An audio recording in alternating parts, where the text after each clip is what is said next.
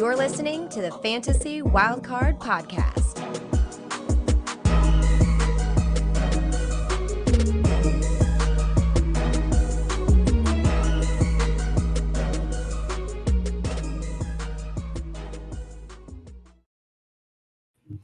Hello and welcome to the Fantasy Wildcard Dynasty show. Yes, we are here right throughout the off-season and it is absolutely hotting up because in more ways than one, the three are back. We are back as a trio. It's been a while, but we had to do it and it just feels so good to record with you two tonight. So I'll be your host tonight, Ali. You can follow me on X at FF Dynasty Grill. With me as always, my amazing co-host Kev, who you can follow on X at the Dynasty Mind. Kev, how you doing tonight? Oh, I'm doing absolutely great. Like, my voice is a little bit up and down because I'm slightly under the weather, but couldn't miss this opportunity. Could I get in the best three on? We've got a fantastic show lined up. Unfortunately, I didn't catch much of the combine because I've been under the weather this weekend, but I've been watching from afar. I've been hyping up some certain players just based on propaganda. So we'll just see if we can get a reaction in the market. But yeah, I'm doing great. How are you? I'm doing fantastic, mate. Yeah, I was had a great time with the Fantasy Rewind team from last night and talking wide receivers, and that is also the theme for tonight. So I'm doing really well. I caught quite a bit of the combine. Not too much was surprising, but yeah, really appreciate you coming on tonight, Kev, because you have been questionable throughout the week.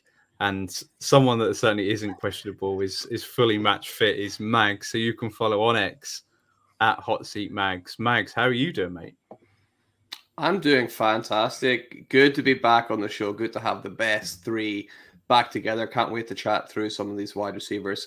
Caught a little bit of the combine. Absolutely loved it as usual. My favorite thing is watching the huge overreactions people have. You shouldn't be moving too many people anywhere, really, but it's good fun to watch what people do. It certainly is. We like, don't mind admitting that we like watching men in skimpy shorts running rather athletically and doing drills. But yeah, there were certainly more losers than winners for me. So it'd be interesting to digest that. Also, we've got one hell of a topic on tonight's show because it's the deadline tonight. We're calling this on a Tuesday for the franchise tags. There's some going in as we speak. And there's the free agent classes. It's about to open next week. So we need to talk about the free agent class at wide receiver and tight end. And obviously from a dynasty point of view, because we are a dynasty show. So there's certainly some big names. Some of these players possibly will not be moving from their teams, but we're still it's up in arms whether they will or not. We'll wait to see next week. But kicking it off, we're going to go with T. Higgins, player of the Bengals, who's received the franchise tag.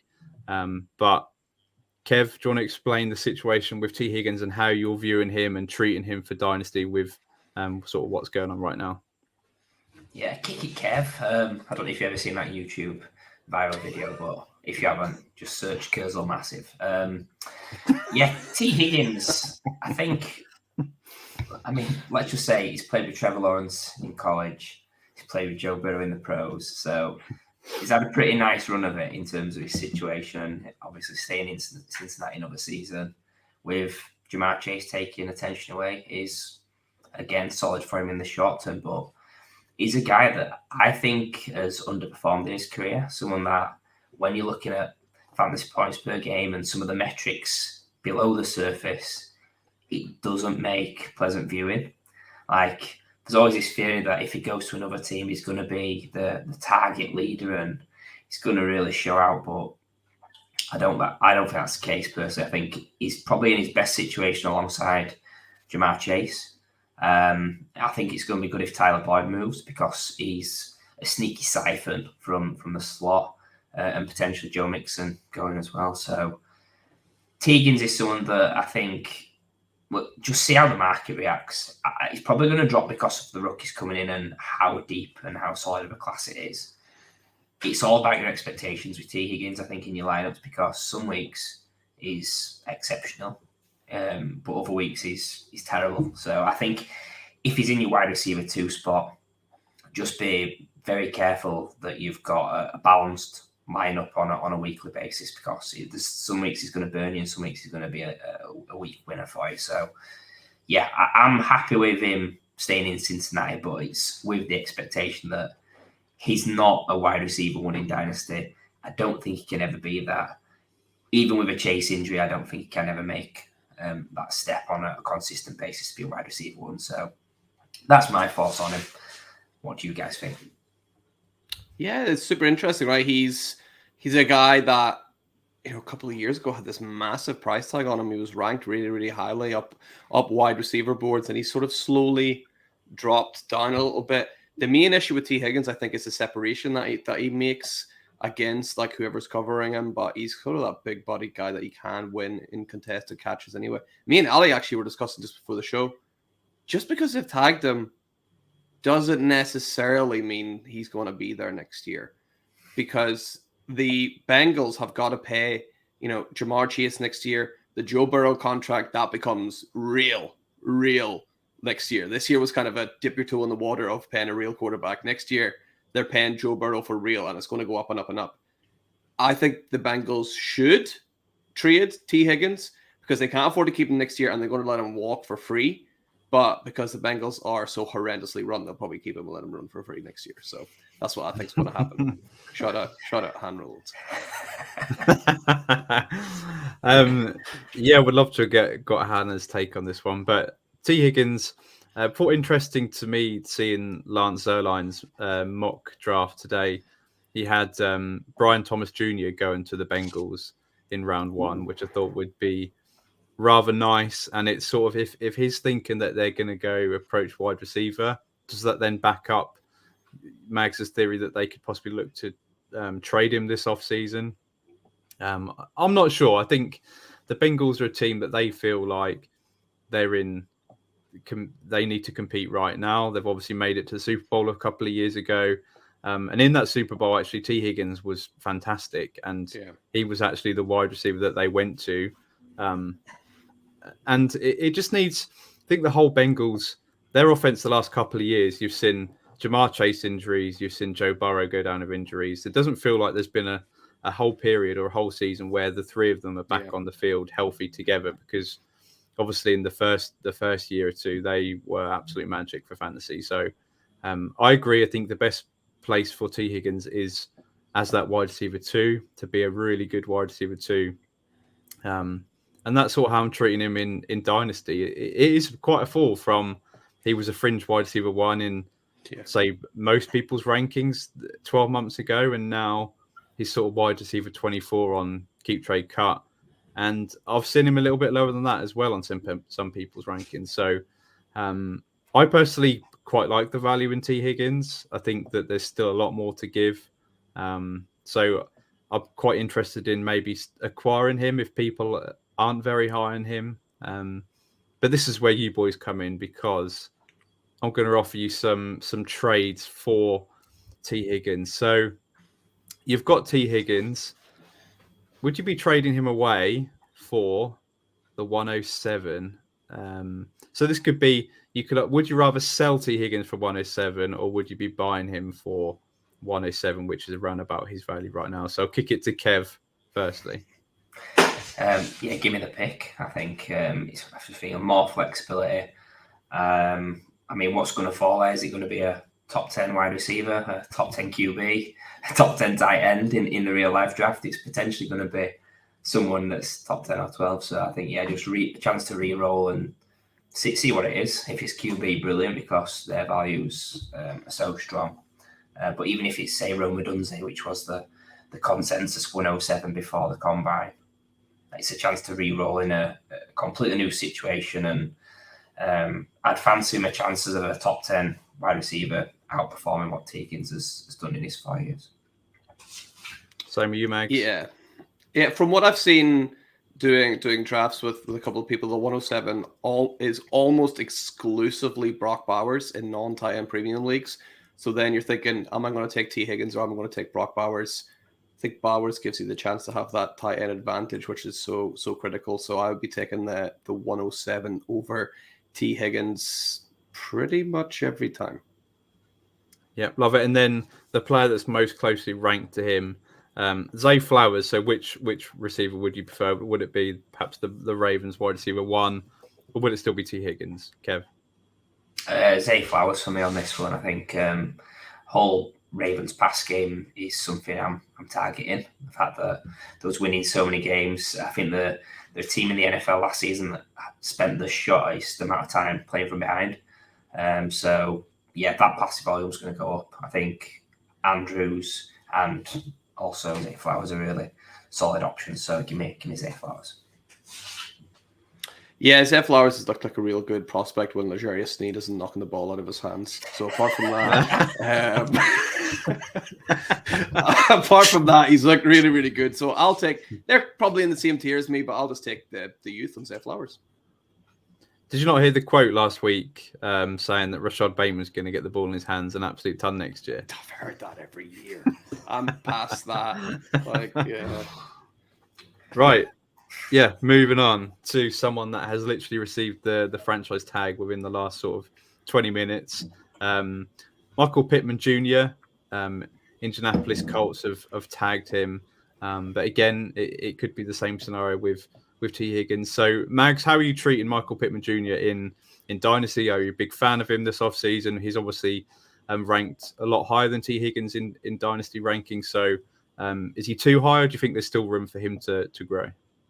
I've always loved Michael Pittman Jr. He's always been like one of my guys. It's been great to see him sort of slowly rise up the ranks, coming off, quietly the best season that he's ever had with Gardner Minshew as well, which Minshew don't want to put too much shade on him. He's a semi-decent, probably starter in the NFL. But I think when Anthony Richardson comes back, that's going to really open up an extra world of opportunity for him, because teams aren't going to know what to do because they got Anthony Richardson, could be running him, could be throwing at him. So I think he should link up really well with Michael Pittman Jr. He hasn't quite, I don't believe, cracked that wide receiver 1 glass ceiling yet. I think he finished as wide receiver 13 last year. I think he has the potential to get up there, be in those top 12 wide receivers. And I don't have the same feeling I had with T. Higgins. I think the Colts would be crazy to trade him anywhere. I think they've tagged him now, and I think they'll work out a deal next week whenever it opens up. Kev, yeah. Fan of Michael Pittman? Well, I know Max said he's always been a fan. Now, I've always not been a fan of Michael Pittman, being honest. I think someone I've always been low on. Our good friend Matt did me in a Michael Pittman trade a few years back, which obviously I've only just remembered, not forgot about that. But yeah, I just think he's someone that I've come around on, though, coming into next season. Looking at his metrics for what he did with Gardner Minshew, really solid when you look at how he commanded the volume and what he was doing after the catch, which was surprising to me as a bigger guy, showing explosiveness. I think there's touchdown regression coming in his favour. And also with Minshew, he played at a really slow pace of play. Now, it's tough to put that a little bit on the few games Anthony Richardson played. I think he played, two or three games if you space it out over the 60 minutes in each. His pace of play was top 3 in the NFL. So let's just say he plays all season and that stays at QB3 pace of play. Michael Pittman's going to be potentially a top 3 wide receiver in any given season, because I'm coming around to him. I think he's really developed from where he was the prospect to now, and he's someone I'm definitely targeting in Dynasty. Yeah, absolutely the same. I think he's someone that I'm definitely targeting this offseason. There's someone that I'd love to actually. I've been a massive Chris Olave fan, but if I can get Michael Pittman plus for Chris Olave right now, I'm doing that in Dynasty. I really like Michael Pittman. I've got loads of shares of Anthony Richardson. I think that is a sneaky stack for the future, and one that not a lot of people are particularly talking about. So, yeah, really big fan of Michael Pittman. Want to keep him on the Colts. And I think, yeah, he's ready to build on his wide receiver 13 finish from last season. So, again, boys, I'm going to offer you the same trade. So, would you rather have Michael Pittman or that 107 in the 2024 rookie draft? Close, isn't it? I'll go Michael Pittman though. I think I'll take him over the 107 right now. Just before we know landing spots and things like that, I'll just take Michael Pittman where I'm more sure. Easily Michael Pittman. Oh, yes. Yeah, full house. And then the player that you can trade him away for is Tank Dell. Are you keeping Michael Pittman or Tank Dell? Yeah, Michael Pittman here. Tank Dell obviously look great, but we've seen what happened, like broken leg. You don't know what's going to happen coming back from a broken leg. It's so nasty. Yeah, I'll just take Michael Pittman Jr. Guessing full house again then. 100%. Yeah.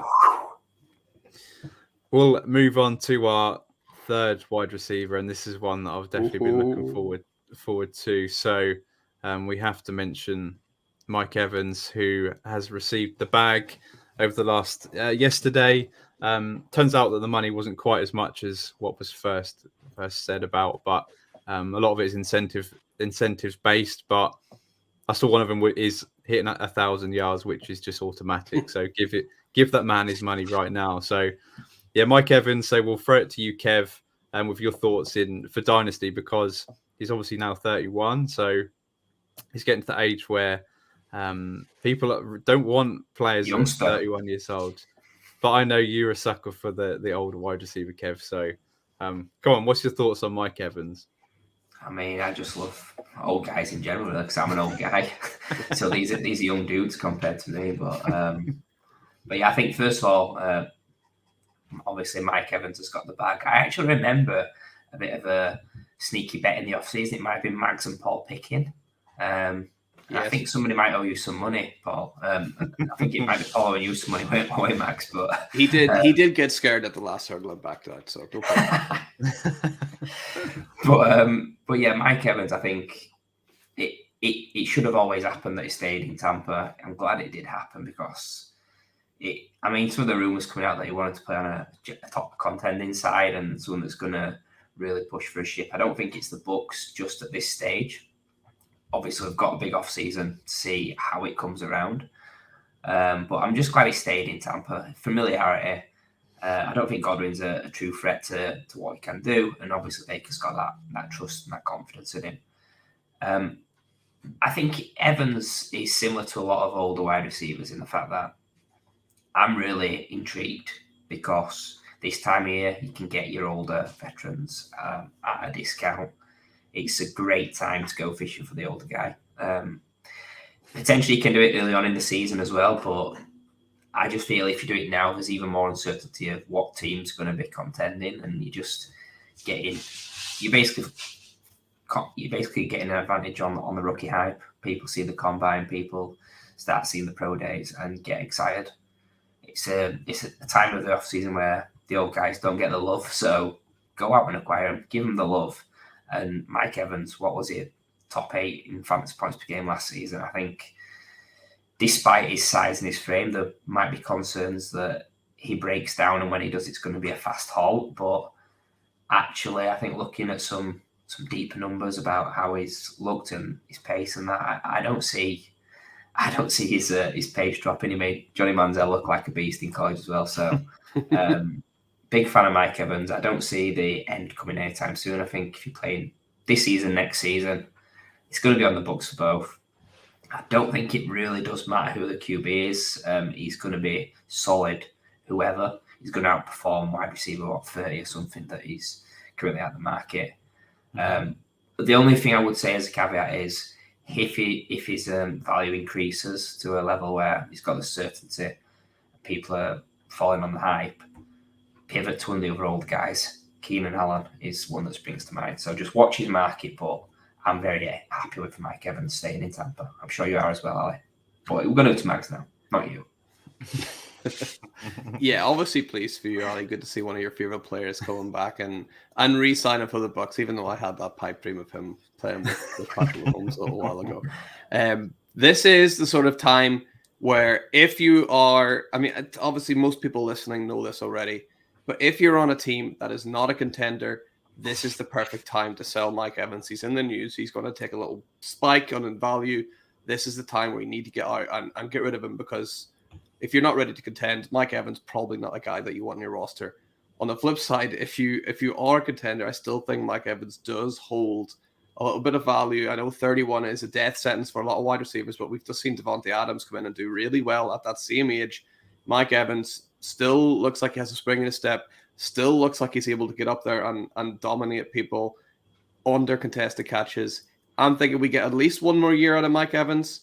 And I think Baker Mayfield, by the way, he's almost the perfect quarterback for Mike Evans, right? The gunslinger willing just to give him these opportunities to go up and get the ball. So if Baker comes back and signs for Tampa and is there long-term, it's wheels up for Mike Evans even more so. So, yeah, good for Mike getting it back. Yeah, I just wanted to say, disclaimer, that I wouldn't be on the show tonight if he'd agreed to sign for Kansas City. I would probably be ducking you for a few weeks. But yeah, just Mike Evans is such a safe, I think, for the next couple of years, sort of piece in your dynasty, sort of championship contender. This guy had 1,000 yards with Mike Glennon at quarterback. So I also think that he doesn't sign for Tampa Bay or re-sign for Tampa Bay without knowing that Baker Mayfield's gonna sign that spiel about wanting to play with an elite quarterback. Obviously, Baker Mayfield's not an elite quarterback, and I think a lot of that was just for leverage to get as much money as possible. But I don't think if he has a feeling that Baker Mayfield is wanting to move on, or there's a chance of it, and we're playing with a rookie this year, I just think there's no chance Mike Evans signs. So yeah, the two of them, nice sneaky stack for the next couple of years.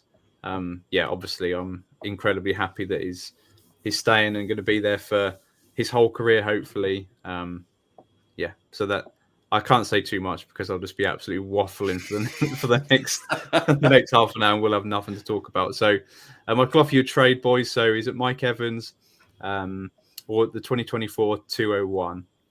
Yes, Mike Evans for me on that. Nice. I'm taking the 201. I gotta be honest. I'm gonna take that just because, again, predicting who the players are going to be. There's potential at 201 is going to be Jonathan Brooks, who is the RB1 coming out of this current class. He is injured, but he'll be ready to go, in like this time next year, and you'll have a really good running back in your hands there.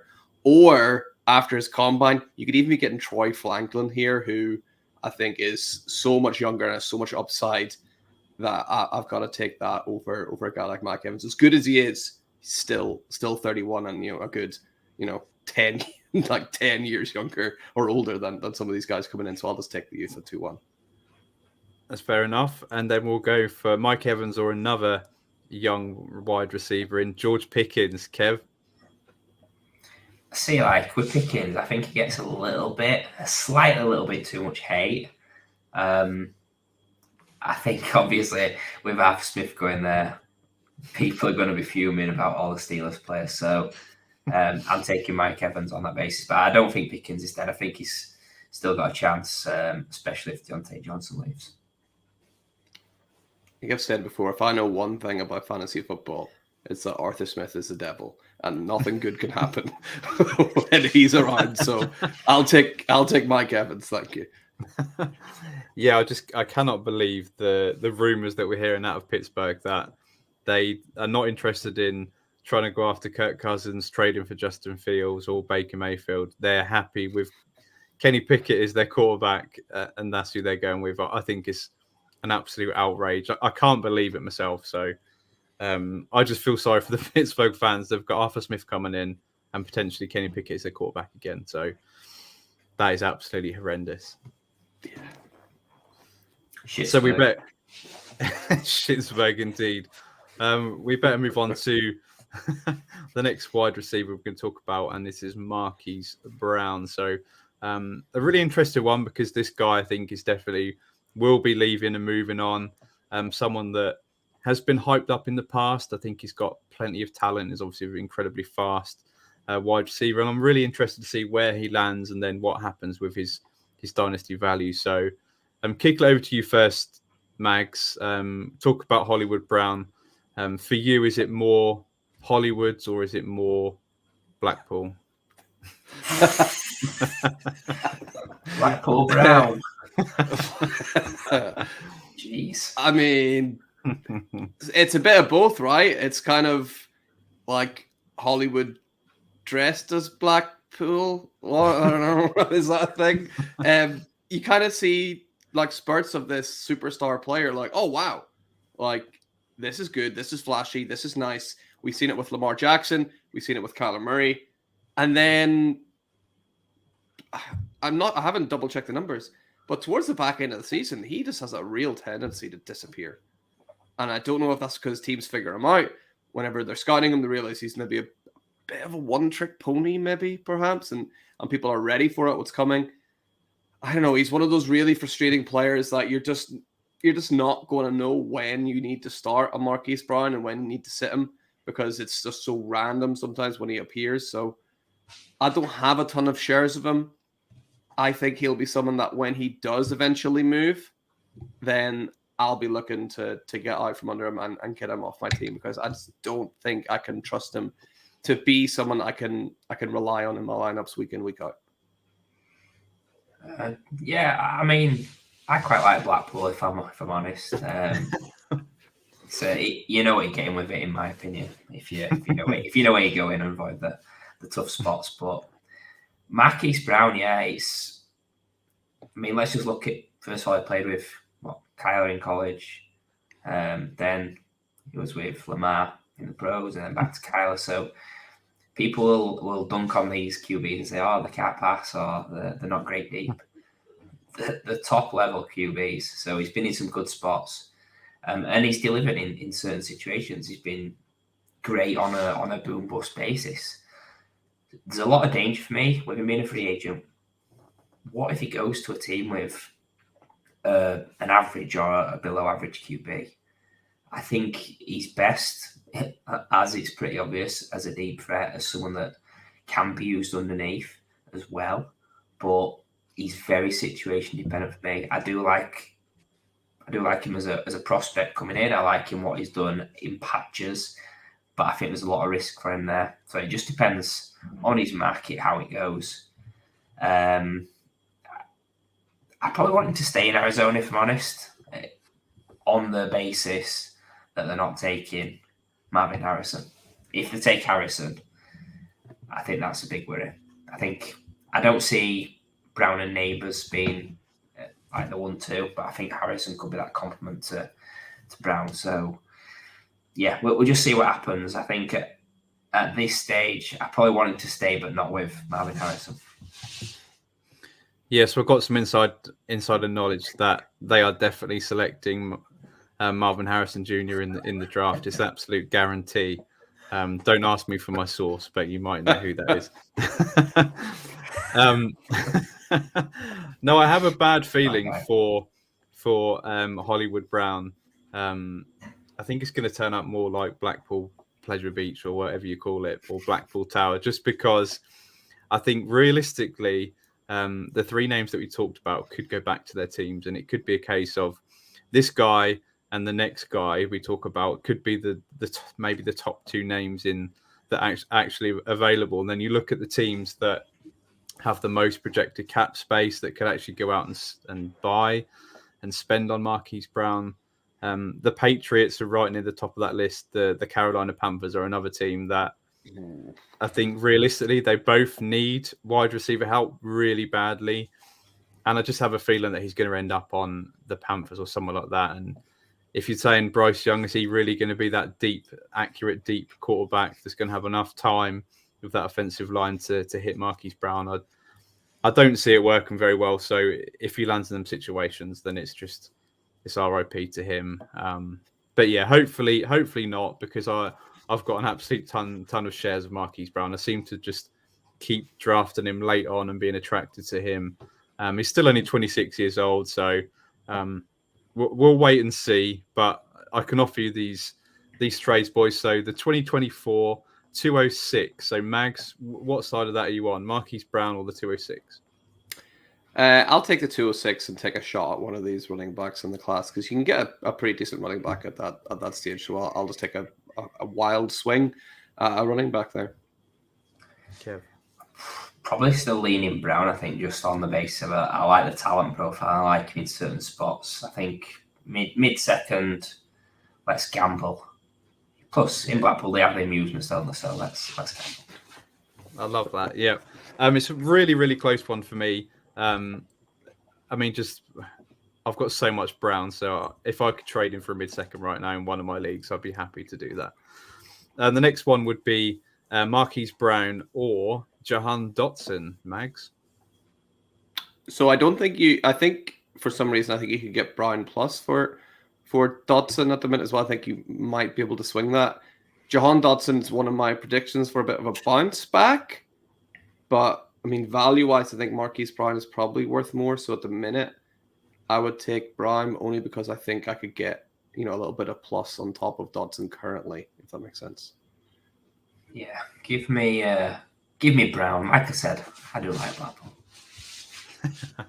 Love it. Did you obviously listened to the show last night, Mags? Because I did predict that Jahan Dotson, who's currently wide receiver 50, would be the guy that climbs the highest in 2024 with Drake May or Jaden Daniels. Yeah, that's because you're switched on that way. Right, we better move on to the next wide receiver, and this is the guy that could potentially be the biggest name in free agency. And there's a lot of talk about this guy today. Calvin Ridley, I know I've seen his reception perception, and it's just a complete sea of green. And a lot of people are saying that they want to get him on this team and that team. But Kev, are you a fan of Calvin Ridley, and how are you approaching him right now for Dynasty? Are you willing to take a punt on him, or is he someone that you're going to be out on and perhaps waiting for that landing spot and then perhaps sell him? I mean, we're keeping the theme out with talking about amusements and gambling and coming to Ridley, and obviously when he goes in free agency, is that going to massively affect his value? I think first of all, the thing with the reception perception chart that everybody's going wild for with the sea of green, the green arrows all over the place. Matt Harmon actually says in the post, like, you need to read the profile in full because it doesn't paint you the true picture. Despite him having success on all these routes, his season was really indifferent. It was boom bust. Without digging too deep into it, I think a lot of that can be attributed to Trevor Lawrence and the O-line play. But also, there's factors like Christian Kirk missing time towards the end. That's got to have made it slightly easier for him to get the vast amount of targets he did. He's an interesting one because he's 29 years old. He's not got a huge amount of tread on the tyres. I think he's going to be one of the prized assets of free agency. It seems like he's going to become a free agent. So it's a tricky one because I still think the market really likes him. Despite him being that old, and comparing him to guys like Keenan Allen, Mike Evans, Devontae Adams, he's not got nowhere near them in terms of fantasy. I think he might have had one season where he was right up there. He had a super efficient season when I think Julio might have been on his way out, or the first season after Julio. But it makes me a little bit uneasy with Ridley. He was on one of my championship winning lineups, and I think at half time of that game he was on minus points, like minus 1.8. He had a minus 8 yard rush. Came through and hit a 20-point game, but I know our good friend Lewis Wood as well, Dynasty Pancake. He did an image earlier today about sort of games below 10 points and above 20 points. Mm-hmm. And that's pretty much what Calvin Ridley did. So very, very, very boom bust. Yeah, I don't know where I'd want him to go. I think he's been in a pretty good situation there with Trevor Lawrence. He had Matt Ryan, who was, in my opinion, a really solid passer in a dome as well. So really, really favourable situations. He's played in Florida where it's nice weather as well. So just imagine him on an AFC North team. I think Calvin Ridley has at one stage, while he was with Atlanta, shown us that he is an elite level wide receiver. We've seen some catches this season of him showing that, but he's not even come close to putting it all together like he did that one season when he had Matt Ryan. I don't know if that was the season Matt Ryan won MVP, I'm not sure, but but he had a really good season there with Calvin Ridley.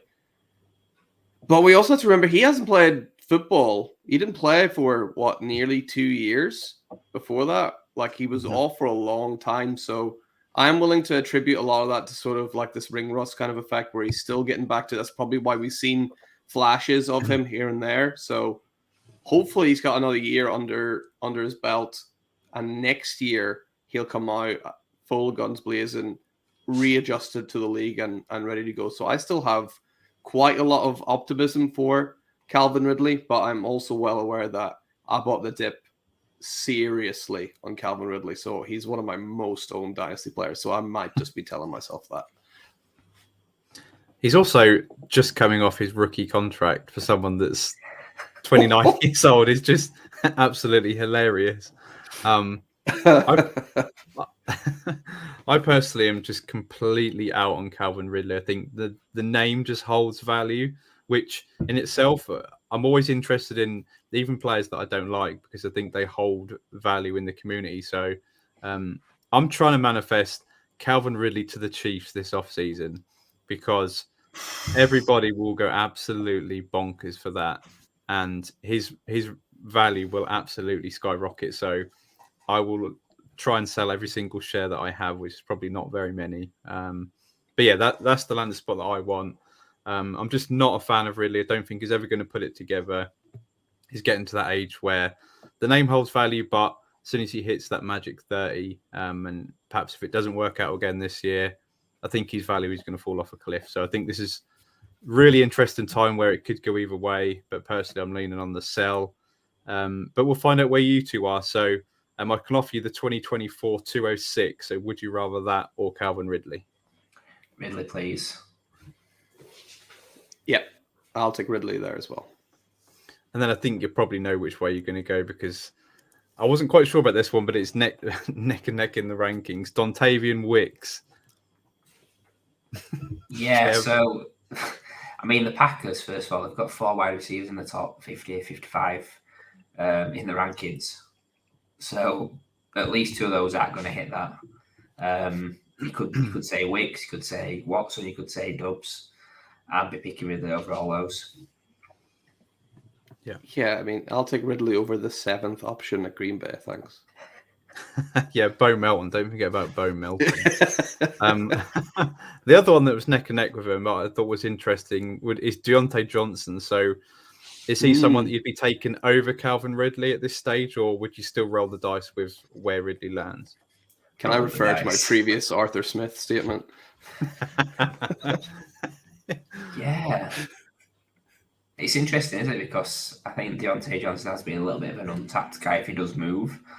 And he's younger, so let's not forget that. The community was wild for age, where 2-year windows and all that. But yeah, I think that's a really difficult one, hence why they're so close in market value. I'll probably just go for Ridley because you're landing on the Chiefs. If Deontay Johnson moves, probably Johnson, but if he stays, Ridley. Yeah, I'm right there with you. Right, so we've come to the main event of the evening. We're going to talk about this guy that just divides the community. We're going to talk about Gabe Davis of the Buffalo Bills, famously scored 4 touchdowns against your Kansas City Chiefs, Mags. I remember the end of that game. And then has not done too much since. So I'll come to you. How are you treating Gabe Davis in Dynasty? Is he someone that you just want? Is he like a best ball player and just leave him alone? Or have you got some interest perhaps if his value takes a dip? Yeah, well, it took Patrick Mahomes 13 seconds to wipe out Gabe Davis's 13 seconds of fame. So that was quite nice to start with. Yeah, Gabe Davis, Gabe Davis is the modern day, like Marquise Valdez-Scantling, right? He's a best ball guy. He's not someone you should really want on your dynasty rosters. He's not somebody you can trust at all. If you're starting him in your lineups, you must be you're probably in a position where you should be trying to actively sell him. So I have been and will continue to be just out on Gabe Davis. Yeah, and the thing is, you can't even tank with Gabe Davis because he has these stupid weeks where he's 30 points. So yeah, he's been with Josh Allen, who people will laugh and say, "Oh yeah, he's a Russian QB. He's still a great passer, especially deep." So he's been in a really good situation there. Obviously, Diggs has been taking that attention away from him, and even before Dalton Kincaid and when Knox was there, he's never really done anything consistently. Like, I'm trying to paint a picture where I'd be happy, and I do see a real life situation where it could end up with someone like the Chiefs. I just think that maybe in the back of the mind, I think, wow, on the biggest game of his career, he scored 4 touchdowns. So maybe he has got that dog in him as such, but there's plenty of situations where it's going to be worse than Buffalo. So yeah, Gabe Davis, he's not someone I'm interested in normal dynasty leagues. Imagine Gabe Davis goes to the Panthers. Like, that's just gross. Kev will be in then. Come on. Move over to I'm actually weirdly a little bit interested in Gabe Davis, taking a punt on him, and it's just looking at the rankings, and he's behind Marvin Mims. He's sitting at wide receiver 58 for a wide receiver that's not even turned 25 yet. I think that I would be weirdly interested in just seeing that, perhaps getting that one share just in case. Classic. Yeah, there's something about it. There's something about Gabe Davis that really interests me. Probably won't work out because it's not worked out for the last 4 years. So with the elite quarterback in Josh Allen, but I could just see him. I don't know. Obviously, we don't want him to land on the Patriots or the Panthers. Those are the two places we don't want to see him. But perhaps in someone like Baltimore or someone like that as a second wide receiver. Yeah, just that interests me. So perhaps this trade will interest you. I can offer you the 212 or Gabe Davis, Mags. Which are you taking those? I think I might know which one you can choose. I'll take 212. Yeah, I was hoping it was more like a mid-third. Give me 212. What about this one then, Mags? Demario Douglas of the New England Patriots. So he could be teammates with Gabe Davis in a couple of months' time. Which would you rather? Well, Douglas has shown me something, and the New England Patriots, he's going to be catching passes from either Jaden Daniels or Drake May next year. So Douglas showed enough that he was quite like a decent option in that offense that's only going to, be going up. So I'll take Douglas, who's shown a little bit of pop. Yeah, Douglas was sneaky good as a rookie, like really productive at a small school, and then came in late round guy and did really well. Like, he didn't have a ton to beat, but I think one of the few bright spots for the Patriots last season in a tough situation. So, yeah, give me Douglas. Yeah, let's go for Pop. Anyone that's called Pop deserves to be picked over Gabe Davis, who have strange little affection for. But yeah, we'll move on because this is someone that Kev has had a strange affection for throughout the years. So we're going to talk about. We're going to talk about Curtis Samuel. So, obviously, free agent now was on the Commanders. Kev, Curtis Samuel, is there any interest for you in Dynasty and sort of talk about his situation? Yes, there is. I think out of all the free agent wide receivers, this is the guy that piques my interest the most. Like, obviously, there's players that are better than him and higher valued and all this jazz, but I just feel like he's someone that in a real life as a slot wide receiver, the wide receiver 3 or potentially wide receiver 2 in bad wide receiver rooms, he's interesting to me. I think he's a really good player. Given you can get him in the right situations, I think you've got to scheme him right. But I'm very interested to see where he goes because he's kind of been stuck with like Ron Rivera and I think the OC followed him from Carolina to Washington, and I don't know. I just like to see him in a fresh situation and see what he can truly do because he was a solid college prospect. He did well early in the NFL in a couple of different roles. I'm really intrigued. If you can land him on a team that's gonna high usage of the slot, why can't he have a top 36 season again? Which I know his value's nowhere near that. He's not too old either, so I'm very much in on Curtis Samuel. I've got a lot of him anyway, but I'm still happy to go in at the price. Yeah, he's a guy that I quite like as well, actually, Curtis Samuel. He's got that sort of potential, right? We've seen enough out of him every now and again where you think he could, if he gets enough usage, he could, put it all together. And we've seen not just like spurts, but we've seen sort of 5-6 weeks in a row where he has managed to put it together. Was it last year or was it 2 years ago where he was like wide receiver 3 after the first 5-6 weeks? I can't quite remember, but he was right up there at the very, very top. So he definitely has enough to put it all together. Really looking forward to seeing where he does end up, because if he goes to a team that's going to see him as more than just like a gadget guy and actually getting him involved, that could be wheels up for Curtis Samuel. So I'm right there with you, Kev. I've always had a strange affinity with him for whatever reason. Yeah, so 2020, he finished as the wide receiver 25. I just like his versatility. He had 41 rushing attempts in that year. So he needs to go to a team that's going to be creative and use him in various different ways rather than just a deep threat, which he has been stuck doing the last few years. Everyone wants to get him on the Chiefs, someone like that. It just needs to be a creative offense, which, to be fair, there's not that many around the NFL. So it could be, there's far more bad landing spots than good landing spots. But I just think his value is so low now that it's worth taking a shot on someone like that.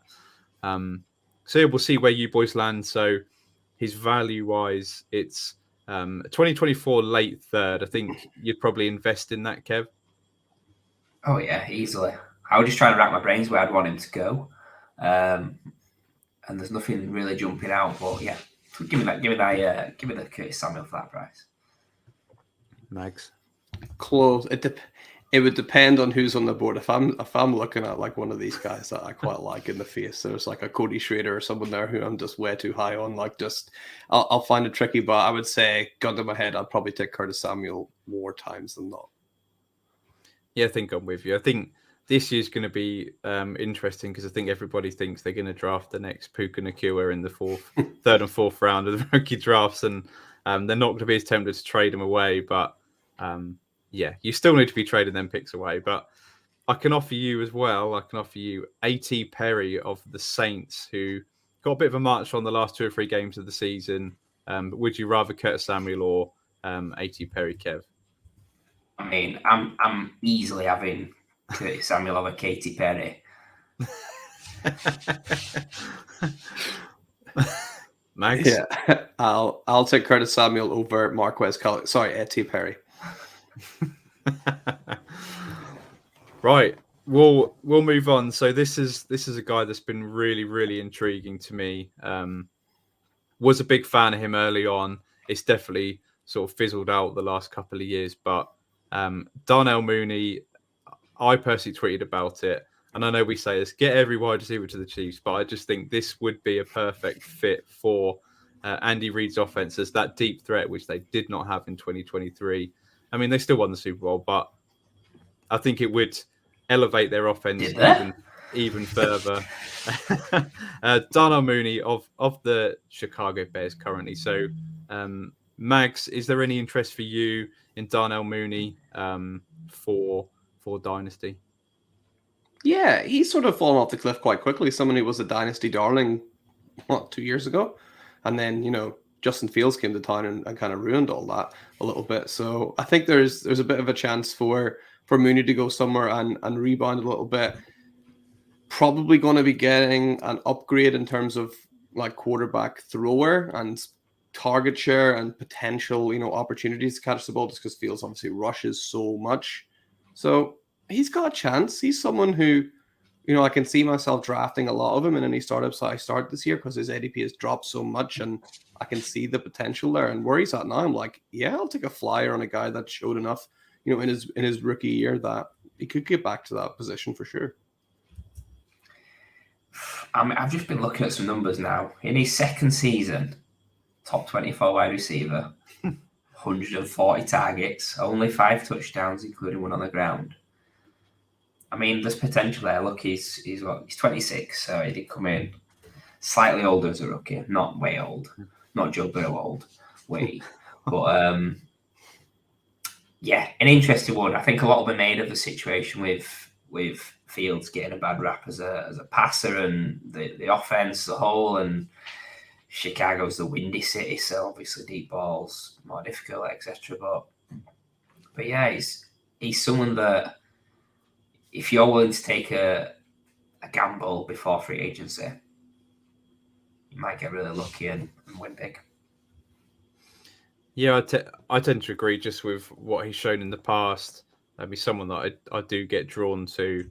Not a tremendously exciting name, but the talent is there. And if he lands in the right spot, I think for what you're trading away right now, you're not going to lose massively, even if he does not land on the best in the best scenario. So his value wise, so Knofi, the 2024, a late third, so very much like Curtis Samuel. Would you prefer Mooney or that late third round pick, Mags? A little bit less sure on this than I was with the Curtis Samuel. I would probably still take Mooney most of the time, but it's a bit closer. Yeah, it's tricky that. I've not done tons of rookie scouting at this point. I'll probably just I'll take Mooney. Love it. And then the veteran I can offer you would be Brandon Cooks. Been in the league a lot of years and hasn't quite worked out in Dallas, but the talent's there. But is he now on the sort of the downside of his career? So Mags, Cooks or Mooney? I'll still take Brandon Cooks here. I think he's someone who is more serviceable, probably, that you can if you're on a bye week, you could put a Brandon Cooks into your flex spot, and he's probably going to be okay for you. Obviously, depend if Dallas draft a wide receiver that can potentially come in and take stuff away from him, then I would start to lean Mooney. But as we stand now, I'll take Cooks. I seem to think Cooks is a free agent as well, potentially. He might be. If he is a free agent, he's probably going to end up on the Chiefs because he's played with an absolute list of really solid QBs throughout his career. He's got a great agent, let's put it that way. But I think I'm taking Cooks as well. I think he's been a really solid player. He's kind of not worked out in Dallas, but if he's in Dallas, like that situation, and if he's not, let's stick him with Mahomes like every wide receiver. Yeah, I like Brandon Cooks. I think he's had a very underrated career. Put up a lot of yardage throughout his career, and I think he's won the Super Bowl as well. So, I'll go for Brandon Cooks. I think he's underrated, and I think he's still got a couple of serviceable years left. Whereas Mooney's more of that dart throw. Right, we'll move on. We better talk about a couple of tight ends. So this guy has been paid today.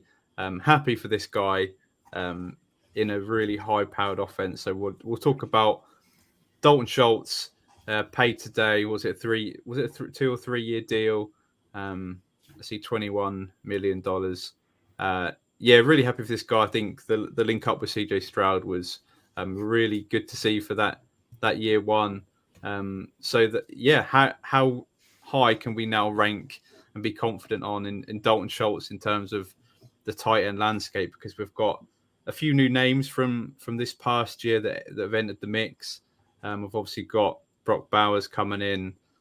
Sanders as well is pretty interesting for me. But where would you have Dalton Schultz roughly ranked for Dynasty, Kevin?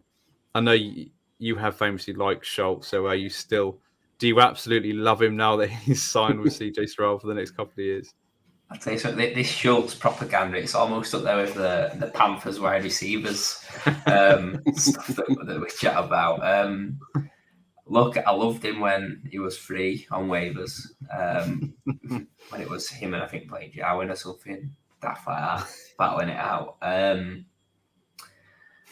To be honest, I think the Houston tight end situation is just funny. Like we had a little chat earlier about like Brevin Jordan. He's suddenly like dead to dynasty managers, all based on being the tight end tied to CJ Stroud, really. Yeah, I think Schultz is a situation-dependent tight end. I think he's a volume guy. He's not particularly explosive. He does a job. I think where he's going in Dynasty, that high tight end 2 is where he's going and where he probably deserves to be. But it's just like the strategy I've got in my head, like sort of veering off from Schultz, is if I'm taking an elite tight end, I'm happy to punt it a little bit and take 2 later options. If I've decided to not go for the elite tight end, I want to take 2 sort of late tight end 1s, early tight end 2. I'm not sure Schultz quite makes it there. He's sort of just about, but I have got concerns that maybe the Texans, to build on a strength with Stroud, with Dell, with Collins, and maybe add another wide receiver into the mix, possibly a rookie, and just build that way. And I think that would take enough away from Schultz. There's potential upgrades at running back as well. Like Singletary did great, but yeah, we know I think there was rumours of Saquon Barkley, which if he goes to Houston, Schultz is done. Of course, that's 70-80 target running back out of the backfield. I think if you've got him, you should be looking to pivot somewhere, either to a guy like Michael Mayer, who's going behind him, who we can sort of use to someone that could improve, or just use as part of the deal to move up. Volume guy, would have been interesting to see where he could end up. Could he land on more volume elsewhere potentially? But it's a good enough situation where I think you'll have minor interest, particularly at market value. Yeah, I don't really have too much to add to that. I think you're absolutely spot on. He's a guy that's like, he thrives off getting that target share, and I mean, we're going to see hopefully a fully fit Nico Collins and a fully fit Tank Dell on the field at the same time. Plus, you're right, either another receiver brought in free agency. I've seen T. Higgins mentioned a few times, even who we talked about earlier in the show. If they add another pass catching weapon, that's trouble for Dalton Schultz. And I know we did mention Brevin Jordan earlier. Brevin Jordan had a nice little rapport building with CJ Stroud towards the end of last season. So I wouldn't even be shocked if he ends up taking a target here or there away from Dalton Schultz too. So yeah, I think you're right. It's time to maybe pivot across for someone who's going to be maybe getting more reliable targets. I really like that you said Michael Mayer there. I think he's someone that, he has obviously Devontae Adams, but not a whole lot of other threats there in terms of pass catching. So I think that is a good person to pivot to. Agreed. I have put out there that Michael Mayer is one of my favorite dynasty buys this offseason. I just think that Dalton Schultz has been incredibly consistent. I think he's one of them tight ends that I've actually got away with, because for a long time my strategy has been to fade the tight end position, and I've actually been fine with having Dalton Schultz as my tight end 1 and a couple of tight ends around about the same sort of value. He's actually finished as a tight end 1 the last 4 years straight. Yeah. Forget that he finished tight end 3 years ago. He missed 2 games and was still the tight end 10. Last year had some big blow up games. Perhaps they were when Tank Dell went down to injury, so you have to factor that in. Yeah, you have to believe if someone like Saquon Barkley's coming in, he's going to see 70, 80 targets, receptions. Yeah, that's going to be pretty bad for Dalton Schultz. And I do think if you've got him now, is definitely the chance to try and cash out with that security of that contract in that high-powered offense, and try and pivot up to a Mayer, a David Njoku. We obviously love Njoku on this show. Come on. Or someone like that. But I think cash outs. But in terms of rookie picks, would you rather take the chance on Schultz or the 208 this year? Kevin? I mean, first of all, I'm just saying, like, it sounds like you love Dalton Schultz, but then, Ali, we need to get this propaganda onto you. You definitely like him more than I do, but I think give me 208. Let's just see what's on the board, and that's it. Mags. Yeah, 208. You got a good chance of getting Jatavion Sanders, actually, who has got huge potential in the tight end market. So it'll come back to, if the Texans do not add another pass catching weapon, I'll take Dalton Schultz. If they do, I'll take the 2-8. Yeah, and in terms of straight up for another tight end, I can offer you Tucker Kraft, who obviously came on incredibly strong for the Packers second half of the season when Musgrave went down to the injury and looked good throughout the playoffs. So would you rather have Schultz or Kraft? I'll take David Njoku. No. No, I actually would, but that's not the question. It's difficult this because, I've mentioned the Packers. I mentioned how they had the 4 wide receivers there. They got 2 tight ends, the Musgrave and the Kraft, and Kraft was making more headlines in the playoffs, I guess. So people will like him more for this week. Give me Schultz, I think, just because I'm a little bit unsure on Kraft. His role, his situation. There's a lot of mouths to feed. Yeah, we spoke about Wicks being the 8th option in Green Bay. Kraft is 7th, so I'll take Schultz. Yeah, we love that. So we'll finish talking about another tight end that's really not hit the heights despite being in some favourable situations. Mike Gesicki, the absolute man mountain of a human being, obviously was at New England. Mags, what are your feelings on Mike Gesicki? Someone that I've actually, when I was sort of fading tight end throughout my startups, is someone that I've always targeted as someone that could be a breakout tight end, has flashed it in the past, but seemed to disappear this past year. So any interest in Mike Gesicki? I mean, still petitioning sleeper. Like, this guy hasn't played a snap from the tight end position almost his entire career. So I don't know why he's still being touted and listed as a tight end. He's a big slot. New England was maybe the worst place he could have went, in terms of landing spot. So he'll go somewhere where hopefully he gets a bit more of a chance. I still believe in Mike Gesicki. I mean, that's one season that he had a ton of touchdowns and hit that gritty and double time, beautiful to watch. He's such a good athlete. There's something there with Mike Gesicki. So I think I'll always be in him. I don't know why I think he's such a good athlete. I'll just always have time for Mike Gesicki. Yeah, I think all he really wanted at tight end is athletic and opportunity. Last off season, I was desperate for him to land with the Lions. I think there was ties to Dan Campbell being in Miami at the same time, tight end coach. Ben Johnson, I think, has got a bit of background there as well. Lo and behold, the drafted tight end in Sam Laporta, who had an awesome season. Not saying Gesicki would have done the same because he's a lot better than Laporta. Jokes. But yeah, he's someone that I'm still interested in. I think it couldn't have been a worse situation to go to the Patriots. The fact that Hunter Henry was there, that Bill Belichick, he's not the GOAT. He's a terrible offensive guy, if we're being truly honest. So yeah, I'm really interested to see where he goes. And yeah, I can imagine that if he has a good season, a really strong season as a starter, why can't he jump back up to be close to a Dalton Schultz range if everything goes right? Yeah, I tend to agree. This is a guy that just 2 seasons ago had 112 targets for the Dolphins.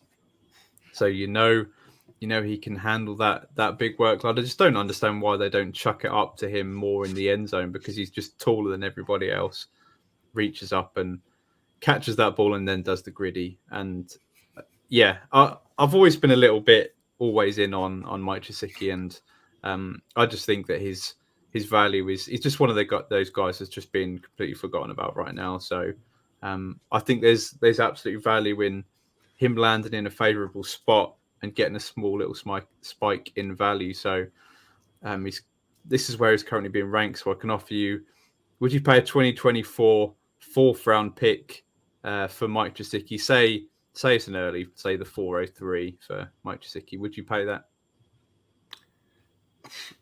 Probably, right? I mean, his 4th round picks are just so hard to get anything that's even rosterable with a 4th round pick. So, I mean, in a lot of cases, Mike Gesicki's actually on a waiver wire anyway. So go out and check just in case. But yeah, I'll pay a 4th for Mike Gesicki if he gets a nice landing spot. Why not?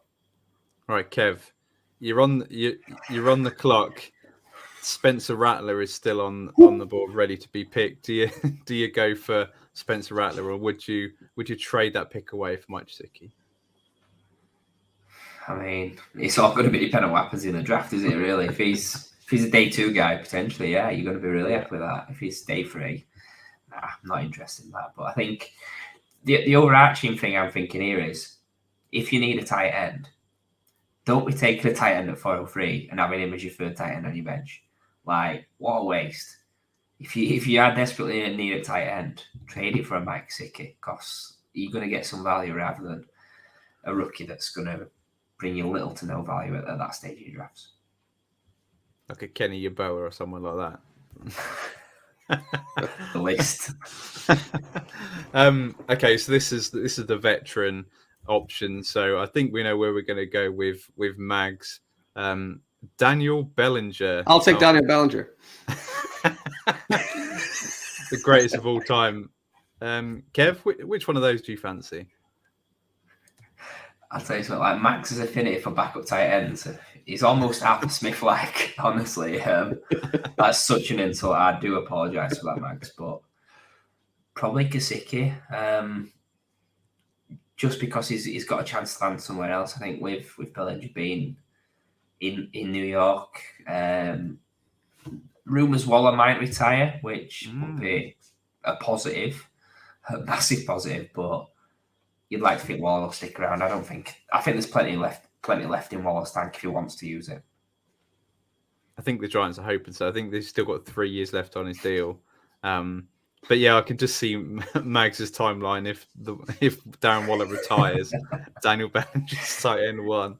It's going to be an absolute sight to see. And I'll push the agenda is because he was afraid of Daniel Bellinger. He seen him coming. So we'll wrap up.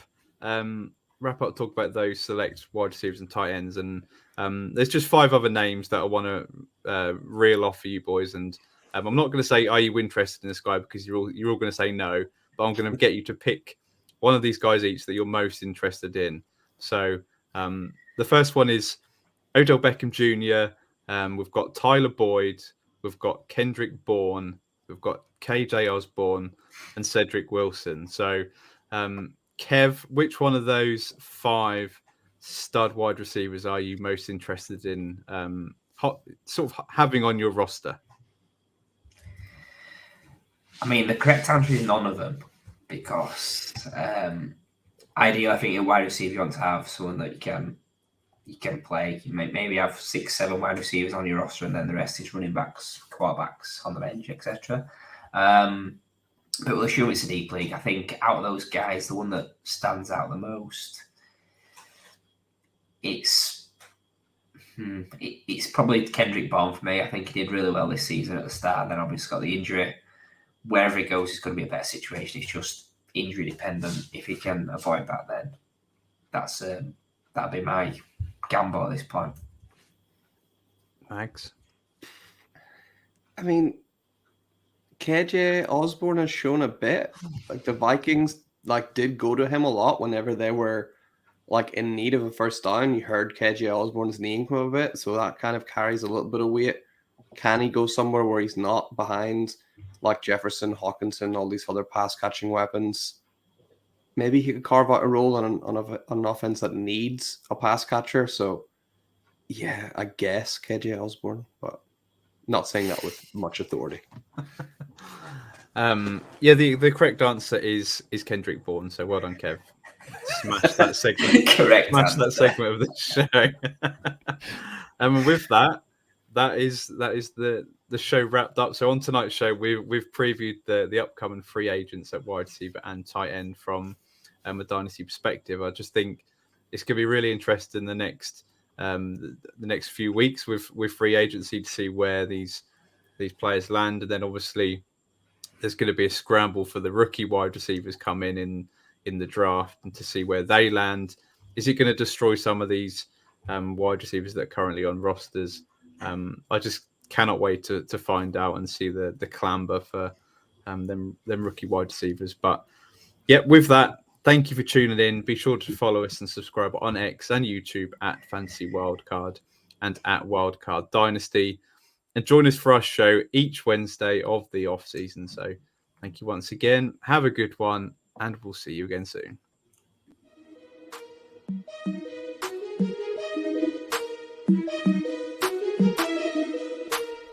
When you have the wild card, you have the power to change the game.